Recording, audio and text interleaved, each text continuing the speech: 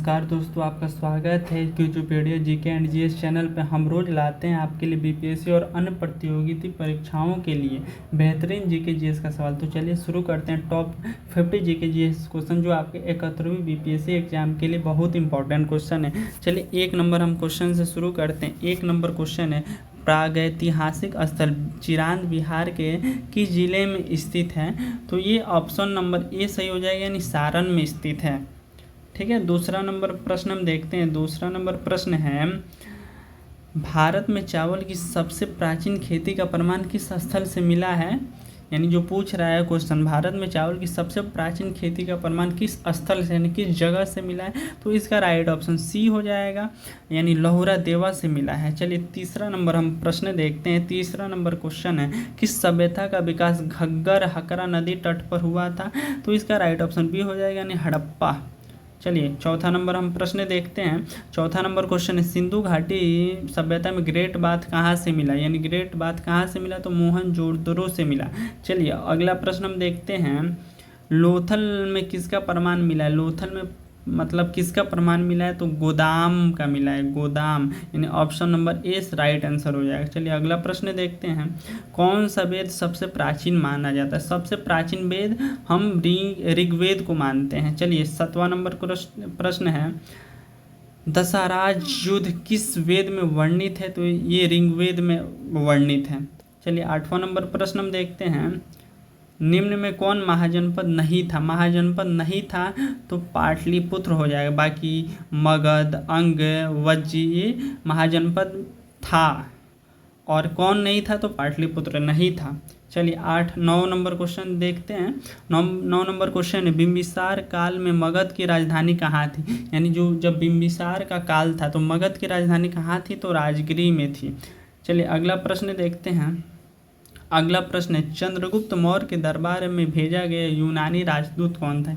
यानी जो चंद्रगुप्त मौर्य के में यूनानी राजदूत भेजा गया था उसका नाम क्या था? तो मेगास्थनीज था। याद रखिएगा, इंपॉर्टेंट क्वेश्चन है। चलिए अगला प्रश्न देखते हैं। अगला प्रश्न, मौर्य साम्राज्य की स्थापना किसने की थी? तो इसका राइट आंसर हो जाएगा आपको चंद्रगुप्त मौर्य। मौर्य वंश का स्थापना चंद्रगुप्त मौर्य ने किया था। चलिए अगला प्रश्न देखते हैं, अशोक के किस शिलालेख में कलिंग युद्ध का वर्णन है? तो इसका राइट ऑप्शन सी हो जाएगा, शिलालेख यानी 30 में है वर्णन। चलिए अगला प्रश्न देखते हैं, मौर्य राजधानी पाटलिपुत्र का आधुनिक नाम? यानी मौर्य राजधानी पाटलिपुत्र का आधुनिक नाम पूछा है तो पटना था। चलिए अगला प्रश्न पूछते हैं, जूनागढ़ शिलालेख किस भाषा में लिखा गया है? यानी जूनागढ़ शिलालेख किस भाषा में लिखा गया? तो संस्कृत में लिखा गया। चलिए अगला प्रश्न देखते हैं। अगला प्रश्न पूछ रहा है, भारत का नेपोलियन किसे कहा जाता है? तो नेपोलियन भारत का कहा जाता है समुद्रगुप्त को। चलिए अगला प्रश्न पूछते हैं।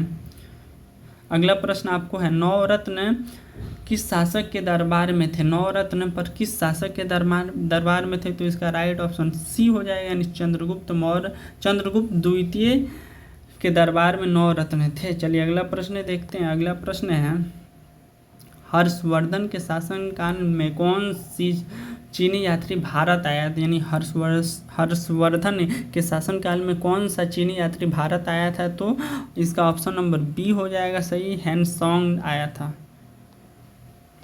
चलिए अगला प्रश्न देखते हैं, दिल्ली के महरौली में स्थित लौह स्तंभ किस काल का है? तो ये गुप्त काल का है। चलिए अगला प्रश्न देखते हैं, नालंदा विश्वविद्यालय कहाँ स्थित है? तो ये बिहार के राजगीर में स्थित है, यानी बिहार राजगीर में स्थित है। यानी क्वेश्चन पूछ सकता है कि बिहार के किस राज्य में स्थित है? तो ये आपको राजगीर में स्थित है। और नालंदा विश्वविद्यालय का स्थापना कुमार गुप्त प्रथम ने किया था, जो बिहार के राजगीर में स्थित है, और राजगीर को बौद्ध शिक्षा का एक प्रमुख केंद्र बन गया था। चलिए अगला प्रश्न देखते हैं हम। अगला प्रश्न है आपको, शून्य की अवधारणा किसने दी थी? तो शून्य की अवधारणा ब्रह्मगुप्त ने दिया था। चलिए अगला प्रश्न देखते हैं, नंद वंश की स्थापना किसने किया था? नंद वंश की स्थापना पद्मानंद ने किया था। इसका ऑप्शन नंबर बी सही हो जाएगा राइट आंसर। चलिए 22 नंबर हम क्वेश्चन देखते हैं। विक्रमशिला विश्वविद्यालय की स्थापना किसने की थी? तो विक्रमशिला विश्वविद्यालय की स्थापना धर्मपाल ने किया था। चलिए अगला प्रश्न हम देखते हैं। जैन धर्म के प्रथम तीर्थकार कौन थे? तो इसका हो जाएगा ऑप्शन नंबर सी सही हो जाएगा, यानी ऋषभदेव। चलिए अगला प्रश्न हम देखते हैं। प्रारंभिक बौद्ध ग्रंथ किस भाषा में लिखे गए थे? तो पाली भाषा में लिखे गए थे। चलिए अगला प्रश्न देखते हैं।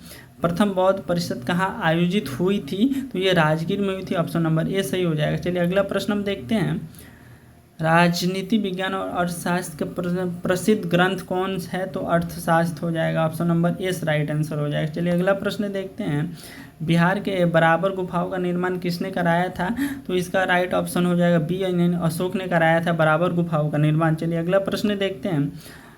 अगला प्रश्न, बुद्ध का महापरिनिर्वाण किस वर्ष में माना जाता है? तो 483 ईसा पूर्व, यानी option number A right answer हो जाएगा। चलिए अगला प्रश्न देखते हैं। हाथी गुफा शिलालेख किस राजा से संबंधित है? तो ये खारवेल से संबंधित है। Option number B right answer हो जाएगा। चलिए 30 नंबर हम क्वेश्चन देखते हैं। कल्याणकारी राज्य की अवधारणा किसने दी थी? तो ये अशोक ने दी थी। Option number C right answer हो जाएगा। चलिए अगला प्रश्न देखते हैं। मेगास्थनी की पुस्तक इंडिका का साम्राज्य का वर्णन करती है। तो ये मौर्य वंश का साम्राज्य का वर्णन करती है। अगर एक और क्वेश्चन इससे बता दे रहा, अगर पूछे कि इंडिका पुस्तक किसका इसका लेखक कौन है, यानी इंडिका पुस्तक को किसने लिखा है? तो मेगास्थनीज। ठीक है। चलिए अगला प्रश्न हम देखते हैं। नालंदा विश्वविद्यालय में कौन सा विषय प्रमुख था? तो ये बौद्ध धर्म और तर्कशास्त्र, यानी और ये भी इम्पोर्टेंट क्वेश्चन है। नालंदा विश्वविद्यालय में कौन सा विषय प्रमुख था? तो बौद्ध धर्म और तर्कशास्त्र। चलिए अगला प्रश्न देखते हैं। 33 नंबर। कवि कालिदास किस शासक के दरबार से जुड़े थे? तो ये जुड़े थे चंद्रगुप्त द्वितीय से। Option number C right answer हो जाए। चलिए 34 नंबर प्रश्न हम देखते हैं। नंद वंश के बाद मगध पर किस वंश का शासन हुआ? तो नंद वंश के बाद मगध पर किस वंश का शासक हुआ? तो मौर्य वंश का शासक हुआ। Option number A right answer हो जाएगा। चलिए 35 नंबर हम क्वेश्चन देखते हैं। 35 नंबर क्वेश्चन है, अंगराज्य की राजधानी। तो अंगराज्य की राजधानी चंपा हो जाएगा। ठीक है, राइट आंसर इसका ए हो जाएगा। चलिए अगला प्रश्न हम देखते हैं। अगला प्रश्न है, पाल शासक महिपाल प्रथम किसके पूर्ण निर्माण के लिए प्रसिद्ध है? तो इसका ऑप्शन नंबर हो जाएगा डी, नालंदा विश्वविद्यालय। चलिए अगला प्रश्न देखते हैं। 37 नंबर, बराबर एवं नागार्जुनी गुफाओं बिहार के किस जिले में स्थित है? बराबर एवं नागार्जुनी गुफाओं बिहार के किस जिले में स्थित? तो गया में स्थित है। चलिए 38 नंबर हम क्वेश्चन देखते हैं। अजंता की गुफाओं किस काल से संबंधित है? तो गुप्त काल से संबंधित है। चलिए अगला प्रश्न देखते हैं। भारत में सिक्कों का सर्वप्रथम उपयोग काल किस हुआ था? तो महाजनपद काल में सिक्कों का सर्वप्रथम उपयोग हुआ था। चलिए अगला प्रश्न देखते हैं। महात्मा बुद्ध का जन्म कहाँ हुआ था? तो लुम्बिनी में हुआ था। चलिए राइट आंसर ए हो जाएगा इसका। चलिए 41 नंबर हम क्वेश्चन देखते हैं। बौद्ध धर्म की 4 आर्य सत्य किसने प्रतिपादित किए? तो महात्मा बुद्ध ने किया था। चलिए 42 नंबर क्वेश्चन देखें। प्राचीन मगध के प्रसिद्ध शासक अजातशत्रु ने किस राज्य पर विजय प्राप्त किया था? तो ये वज्जी पे किया था। चलिए 43 नंबर क्वेश्चन देखते हैं। गुप्त वंश का संस्थापक कौन था? तो ये श्री गुप्त था। चलिए अगला प्रश्न देखते हैं। देवपाल किस वंश का शासक था? तो देवपाल ये पाल वंश का शासक था। चलिए अगला प्रश्न देखते हैं।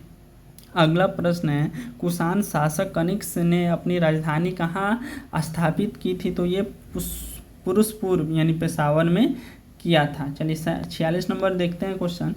चोल वंश का प्रसिद्ध बंदरगाह कौन सा? तो इसका राइट ऑप्शन हो जाएगा ए नंबर, यानी नागपट्टनम। चलिए अगला प्रश्न देखते हैं। अगला प्रश्न है, पाटलिपुत्र की स्थापना किसने की? तो पाटलिपुत्र की स्थापना उदयन ने किया था। Option number C right answer हो जाएगा। चलिए 48 नंबर हम क्वेश्चन देखते हैं। नालंदा विश्वविद्यालय को किस आक्रमणकारी ने नष्ट किया था? तो ये बख्तियार खिलजी ने नष्ट किया था। ये भी इम्पोर्टेंट क्वेश्चन है, ये इम्पोर्टेंट है क्वेश्चन, ये आप लोग ध्यान से देख लीजिएगा। यानी नालंदा विश्वविद्यालय को किस आक्रमणकारी ने नष्ट किया? तो बख्तियार खिलजी ने नष्ट किया। चलिए अगला प्रश्न हम देखते हैं। अगला प्रश्न आपको है, बिहार में सर्वाधिक प्राचीन नगर कौन सा है? सर्वाधिक प्राचीन नगर Vaishali, option number C right answer हो जाएगा। चलिए अगला प्रश्न देखते हैं, आज का लास्ट प्रश्न, सतगिरु किसे कहा जाता है? तो सतगिरु किसे कहा जाता है? तो ये इसका option number B right answer हो जाएगा, यानी राजगीर, यानी राजगिरी। चलिए आज के वीडियो में इतना ही, मिलते हैं नेक्स्ट वीडियो में, फिर हम 50 क्वेश्चन लेके आएंगे। अगर वीडियो अच्छा लगा हो तो लाइक कीजिए, चैनल पे पहली बार आए तो सब्सक्राइब चैनल को ज़रूर कर लीजिएगा, जिससे आने वाली वीडियो सबसे पहले आपके पास नोटिफिकेशन पहुँचे। वीडियो अच्छा लगा होगा तो लाइक करिए, शेयर करिए।